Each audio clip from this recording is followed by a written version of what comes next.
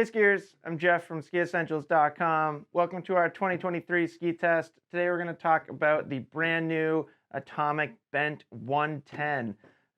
This ski is part of the new Bent collection, consists of 5 skis all the way from 85 to 120. And I think it's really cool that we get this 110. You know, the Bent Shetler 120 has always been a really cool powder ski. Super playful, kind of brings like Chris Benchetler's freestyle, free ride mentality into a powder ski.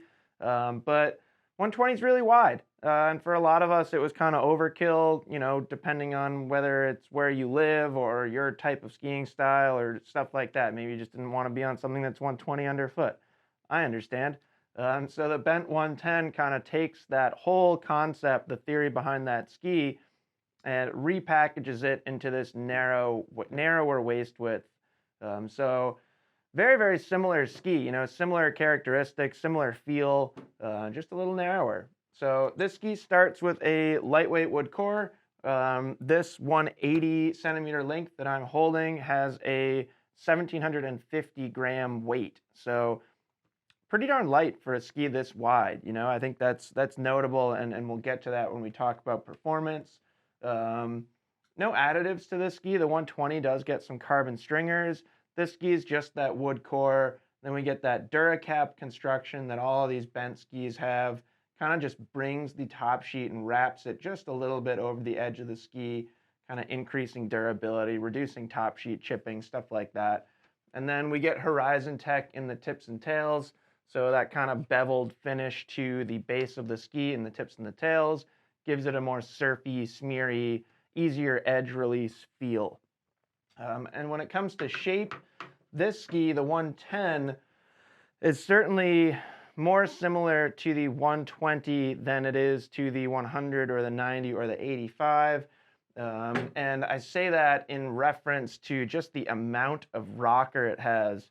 So not quite as much as the 120 in this ski, but boy, look at all that tip rocker up there. That's a lot of tip rocker.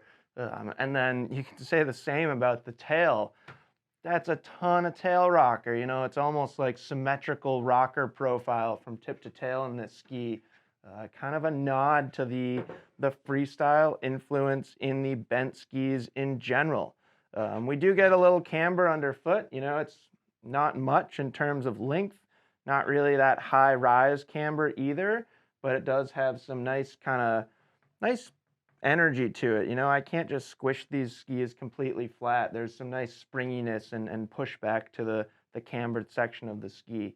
When it comes to performance of this ski, if you're looking for a buttery, smeary, super playful powder ski, it really doesn't get much better than this.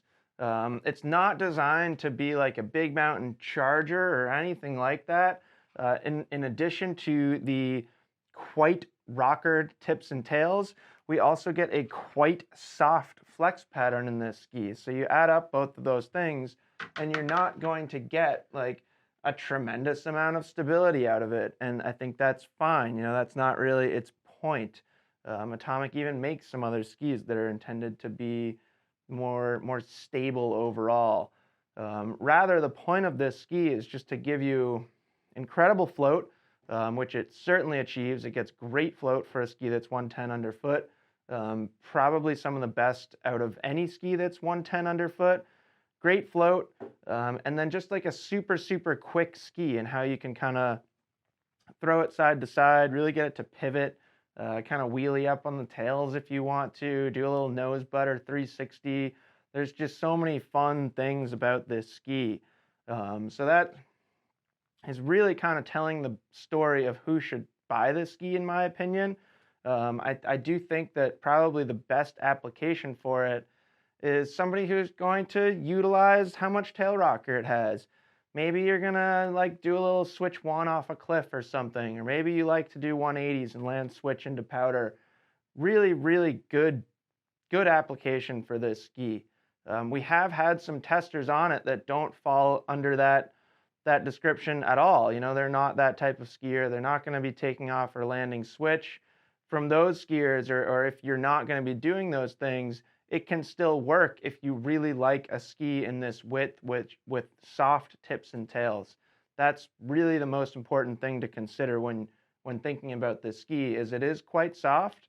Some skiers will really like that. Some might not, might find it doesn't have quite enough stability in the tail of the ski. Really up to you and your skiing style. You know, I think it's perfectly fair to compare this to the Bent 100 in the sense that there's a bigger application for that Bent 100. I think there's a bigger range of skiers who can like it. I think the 110 kind of is more, it's positioning itself in more of a unique area of the ski market in general. Like the K2 Reckoner 112 in my mind is a great comparison to this ski, and both of those are designed to bring that freestyle mentality into powder, into the backcountry, stuff like that. Jossie Wells has become extremely fond of this ski. If you're familiar with Jossie Wells, he has a competitive slopestyle and big air background, and now he takes that ability and kind of puts it into the backcountry and pushes himself in the backcountry, but with that freestyle mentality. So you don't have to be a freestyle skier to like it, but I think a lot will, and I think that's I think it's important to bring that up. Now, 1,750 grams, that's pretty darn light. If you want a powder touring ski with this much tail rocker, which I don't think there are that many people that do, but it's one of the only options of something that'll work really well. It's not the lightest ski in the world, but it's certainly light enough. And yeah, there just aren't many choices in kind of this width or this weight range and this width range with touring capabilities that are this light. So interesting ski, super, super fun. I love skiing it. It just like fits my personal skiing style pretty much perfectly. I am one of those skiers with a freestyle background.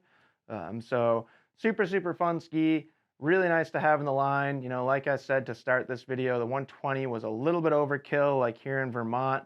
So now you kind of have that choice between 110 and 120 for your powder tool, your powder weapon.